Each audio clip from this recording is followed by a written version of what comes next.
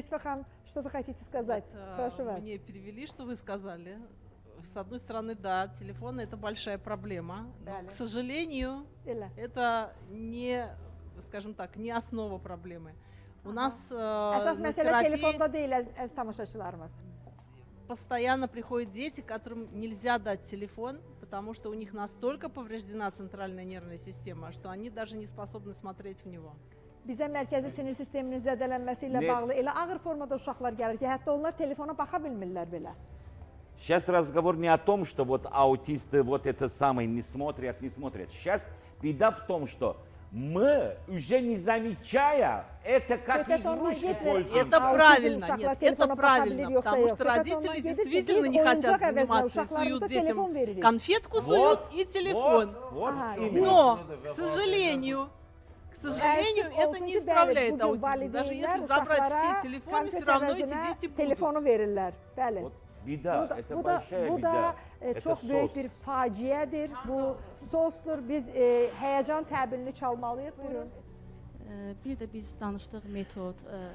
Mən bu metod demək istəməzdim buna. Bu sanki bir möcüzədir də, yəni bunun adı mən möcüzə deyərdim. İnanılmazdır, hə. Bəli, inanılmaz bir şeydir. Yəni gözlə görülməsə, yəni bu inanılmaz bir şeydir. Yəni mən burada kiminsə təkidiylə falan danışmıram. Yəni öz istəyimlə bura gəlmişəm, öz istəyimlə bu çıxışı eləyirəm.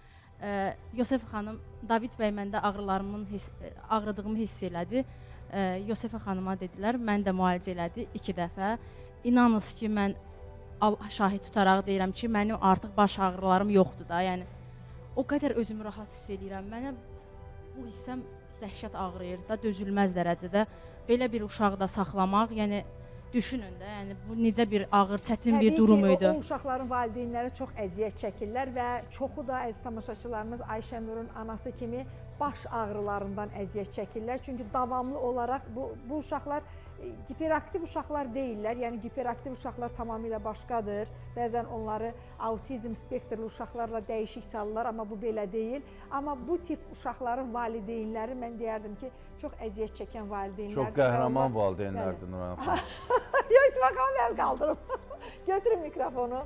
Yosif xanım deyim ki, Azərbaycan dilini öyrənmək üçün artıq müəllimlə məşğuldurlar. Yəni bizim danışdıqlarımızın bir çoxunu Yosif xanım da, David bəy də çox gözəl anlayırlar.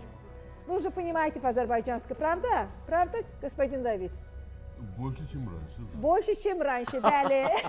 Əvvələ nisbətən indi onlar daha yaxşı Мне часть перевели, часть я даже поняла. Aha, bəli, bir hissəsini artıq başa düşmüşəm. Bir hissəsini də tərcümə elədilər. На тему того, что я поняла. Ага. И того, что перевели.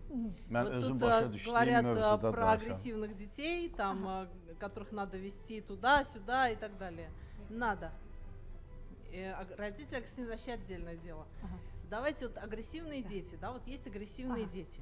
Вот тут говорили про этот смартфон, который детям дают вместо соски и прочее. Есть еще одна вещь, которая очень, скажем так, важна вот во всем этом деле. Yəni aqressiyalı uşaqlardan danışaq, bayaq da danışdıq ki, smartfonları verirlər, telefonları verirlər. Burada əsas bir məqam var. И это детское питание. Və buradakı uşaq qidalanmasıdır. Потому что вот Əsas məsələ. что лично меня гораздо больше напрягает, это не то, что ребенку дали смартфон, а то, что ребенку вместо обеда дали какой-нибудь снэк или конфетку. Məni əsas gərginləşdirən odur ki, uşağa Шашлык хорошо, кстати. uşağa yemək əvəzinə Konfet verirlər, Ребенку не дают шашлык, ребенку дают какую-нибудь сладкую ерунду. Uşağa yemək əvəzinə müxtəlif konfetlər verirlər, şirniyyatlar verirlər və bu da ki, əlbəttə ki, məni çox narahat edir. Да, при этом ребенок гиперактивный, агрессивный. Ona görə uşaqlar hiperaktiv olur, aqressiyası çox как olur. это? Rебенок не может без сахара. Və valideynlər deyir ki, necə olur ki, övladım mənim şəkərsiz yaşaya bilməz. Şirniyatsız, Хотя şokoladsız. любой педиатр знает, что у ребенка Hərçənd bütün избыток pediatrlar глюкозы вызывает bilirlər ki, гиперактивность у самого обычного ребенка без диагноза. adi uşaqlarda belə hiperaktivliyi artırır şəkər. Normal uşaqda belə. Bəli. Когда в нашем детстве мы выходили утром из дома и заходили вечером уже, да, бегали без еды, və gecə qayıdırdıq evə. Нам эта конфетка никак не мешала. А сейчас, когда, как вы правильно говорите, значит, ребенку С утра сунули до вечера смартфон, только... Да. телефон, компьютер и накормили сладостями, что будет с ребенком?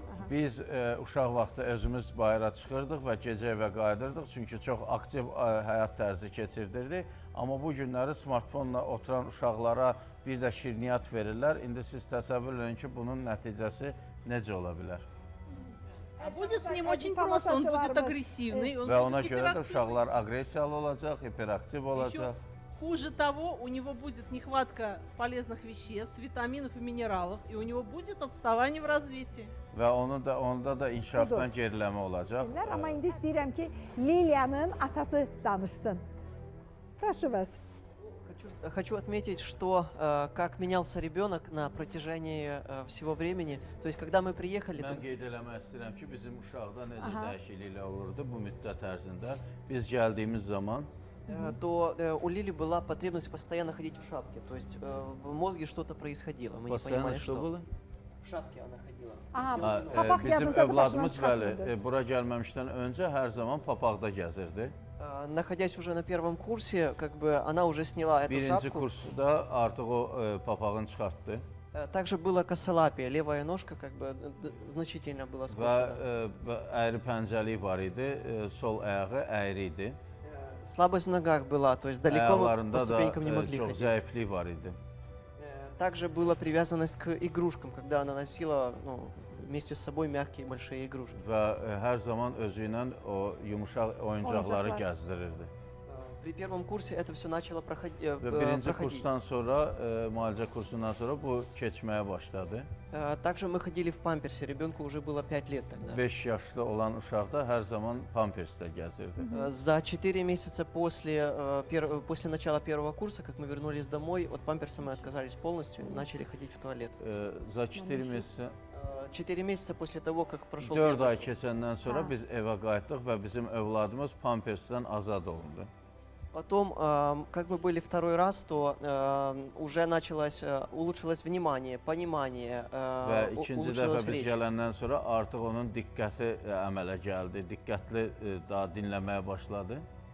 После того, как мы приехали второй раз домой, уже я не присутствовал на занятиях с ребенком, поскольку он спокойно занимался. Biz ikinci dəfə artıq evə qayıdanda mən artıq öz övladımla məşğələlərdə olmurdum, çünki o özü çox sərbəst məşğul olurdu.